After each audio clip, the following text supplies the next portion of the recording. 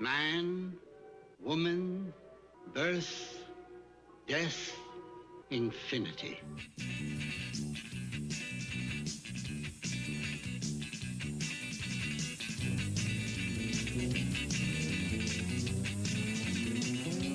Good afternoon, and welcome to the Your Health television program here on AMP's Cable Channel 24 and on the internet at www.ampmedia.org. Join our rotating host and their informative guest live every Monday afternoon at 4 o'clock. The purpose of the Your Health television program is to help get, make, and keep listeners and viewers like you healthy. And now, ladies and gentlemen, on with the program. Hello, and welcome to the Your Health television program hosted by the Monterey County Health Department. I'm Emily Sciolto, your host today, and just about every third Monday of each month. Today we'll be discussing a pretty hot topic, one that is consistently in the local news media, our community's schools and neighborhoods, and frequently on the agendas and minds of both city and county leaders. October is National Crime Prevention Month, and today we'll be discussing youth violence prevention. Over the years, as reality has set in, Salinas, California has earned the local, state, and nationwide reputation of a rural community with a big city youth violence problem. With 2009 homicide rates for 10 to 24-year-olds as high as 44.8 per 100,000 residents, Salinas is distinguished as one in 6 high-risk communities by the National Forum on Youth Violence Prevention. With high truancy and bullying, and the luring appeal of gang membership during these hard economic times, Salinas youth face an overwhelming combination of risk factors contributing to violent behaviors. Thus far, civic leaders have primarily invested in suppression and intervention of gang violence, leaving much of the potential to prevent youth violence untapped. So today we're going to explore a different direction in youth violence prevention. We're going to hear from 3 local leaders who are currently tapping into this prevention potential and paving the way for new collaborative and data-driven approaches to preventing youth violence. I'd like to welcome my first guest to the program. Sitting across from me now is Dr. Hugh Stallworth, Monterey County Health Officer. Welcome, Dr. Stallworth, and thanks for being here. Thank you for the invitation. My pleasure. So when we talk about youth violence in Salinas, as well as Monterey County, what do we mean exactly? Well, of course, Salinas has what many cities have, school systems have in the country, and that is a lot of fights in school, bullying, of course, and what we're seeing more of now is date violence. But what Salinas has that most cities its size does not have, and that is a raging youth violence, gang violence issue. There are more gang-related homicides in Salinas, actually 3 times more. In 2009, you were speaking of that data. In 2009, there were 3 times the homicides in Salinas per 100,000 people than the state of California. It is the highest county, Monterey County, the highest homicide rate than from any other county in the state, higher than LA, the home of violent gangs. So we've got some issues to deal with here. Absolutely. And why is youth violence a public health concern? It's a rather new endeavor for public health, as I understand.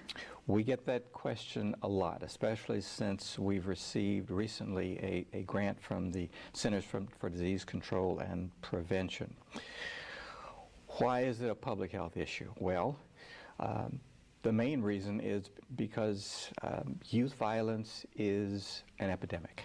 It's of epidemic proportions. And how do we define an epidemic?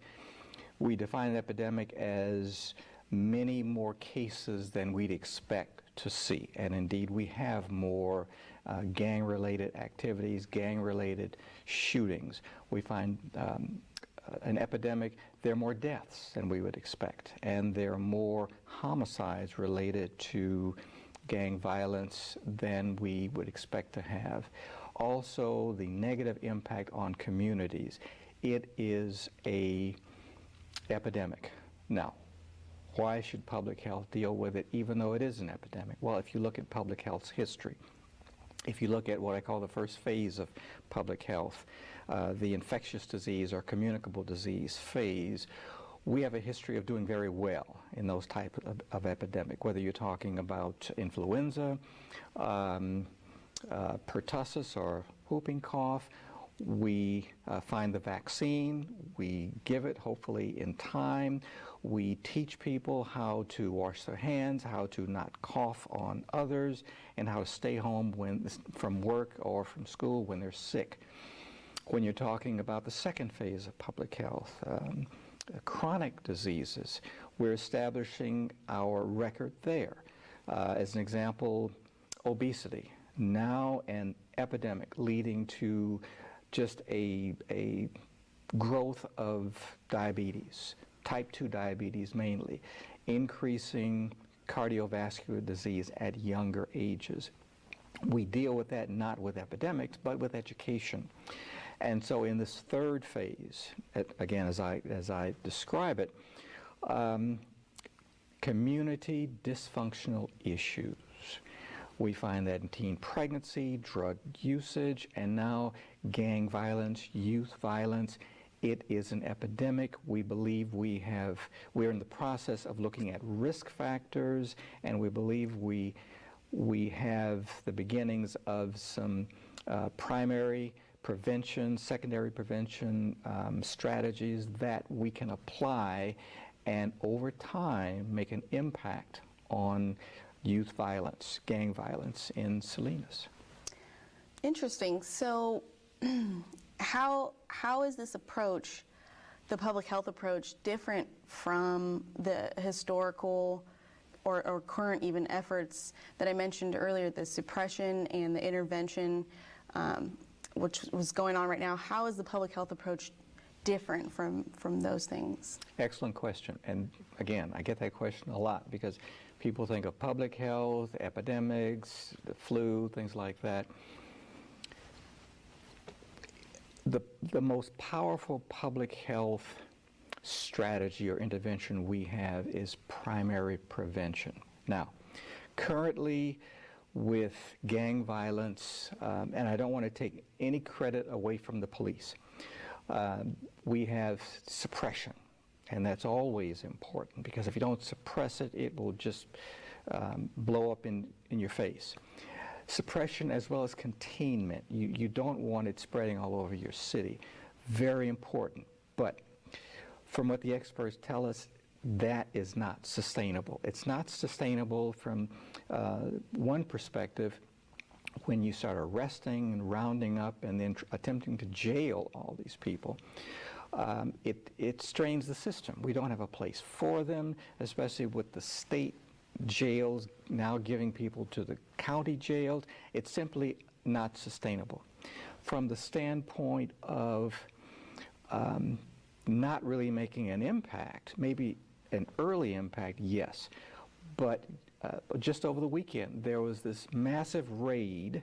It took place in Gilroy, where 100 gang members were arrested. 50% of them were from Monterey County. Well, they'll go to jail. They'll be locked up somewhere. But we have a constant feeder system to take their places. Plus, with the jockeying for position of leadership, there'll probably be more violence just trying to fill these old spots. What we do in public health is look more at prevention. Example of primary prevention. The quintessential example is childhood immunization. If a parent gets the child immunized, the appropriate number of shots, it is unlikely that child is going to get measles, rubella, mumps, chicken pox, the whole series of diseases, because they're immune to it. If we can't use primary prevention, we use secondary prevention, which is looking for risk factors, and based on those risk factors, identifying a bad thing before it gets worse.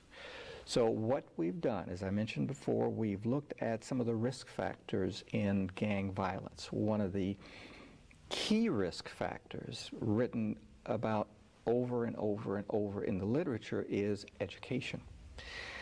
And what we know is the longer we keep a child in school, the better the child does in school, the less likely they are to use drugs, get pregnant, and be involved in violent behavior. So the question now is, how do we keep kids in school? How do we make that connection in their minds between being in school and what the future looks like? They have a term for it, and it's called hope. And hope can be defined as the belief that tomorrow can be better than today. How do we instill that in a child so a child learns the connection between work and school now and what the future is going to look at? So that's just a snapshot of why I believe public health really has a role in gang violence. I see, and I'm glad to hear that HOPE is not an acronym. It wasn't going to stand for anything. I'm glad HOPE still means hope, and there's hope for the future, and that's what the message is to young people, and in very targeted ways, as you mentioned. And I understand from what you said, it sounds to me like the role of the police, what they're doing now, they're definitely helping, but there seems to be the next person ready to go right after, you know, a group of people is taken off and arrested, they go to jail, what have you. It seems like there's just, you know, 10 more waiting to be that next person and waiting to, you know, do those things that they did. So I see how it's just it doesn't stop when you just arrest a group of people. Yes. It keeps going. So has public health ever been funded for youth violence prevention? To my knowledge, it has not. It's fairly new, from what I know, a fairly new concept. Many of us have been sitting around talking about the interventions for public health in gang violence, youth violence, for 10, 15, 20 years. But we plan and we try to implement something. Rarely is there any money, and when it is available, it usually goes to something else. But it just makes sense. The pushback we get from people a bit leery of public health dipping into something that the police should be involved in is it takes too long. And I give two responses to that. Number one, it's not as if we look just to our endpoint of reducing homicides. Because again, just taking school, the risk factor, the lack of school, the risk factor, or at least the one most written about, in terms of violence, as we have a child stay in school longer and do better in school, what we see is the child not only doing better in school, but moving along in school. We see less drug usage. We often see a greater bond between parent and child, whether that's a chicken and egg thing, we're not sure, but the bond increases. We do see less young women becoming pregnant. We see less alcohol abuse, which often is a risk factor in gang activity. So it's not like the flower just is a stick for 15 years and then you get a flower.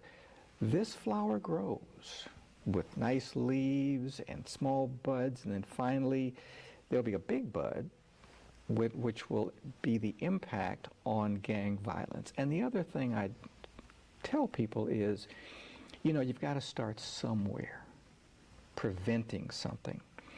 And the old Chinese proverb, the best time to plant a tree was 20 years ago.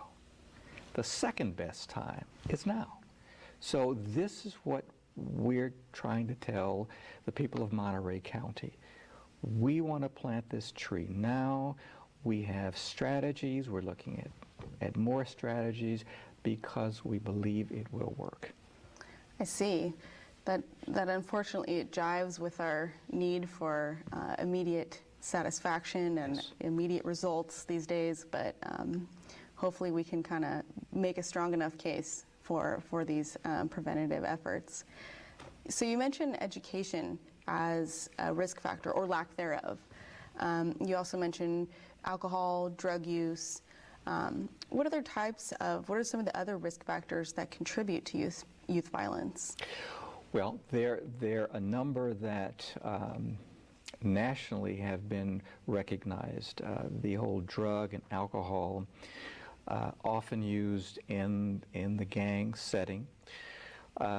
Just criminal behavior, stealing, whether it's cars or other things, it tends to be associated in the gang environment. One other thing which was related to education, and that is truancy. And that is an example of kids not really understanding the importance of school. They don't like it. It doesn't like them. They want to be out with their homies on the street. Why study? And so they drop out. And these are the ones that are prime candidates for getting in trouble related to the gang. So we have a number of these risk factors. Now, I will tell you that one quote-unquote risk factor that is written about a lot, and that is poverty. Poverty, single-parent homes. From my perspective, it's an association, but it's not a one-to-one relation. It's not a causation. Poverty is merely lack of money in your pocket. It doesn't mean lack of decency. It doesn't mean lack of willpower. It doesn't mean deviant behavior. It merely is lack of money in your pocket. So with the interventions we're talking about, the understanding and the appreciation of the benefits of education, that doesn't involve a lot of money, just that connection. So although that's one of the associations, I don't hang my hat on that as a risk factor necessarily. Okay, and I'm going to have to stop you there, Dr. Stallworth. We're just about out of time, and I'd like to thank you again for joining me today. Right now, we're going to take a short break, but don't touch that dial. We'll be back in just a moment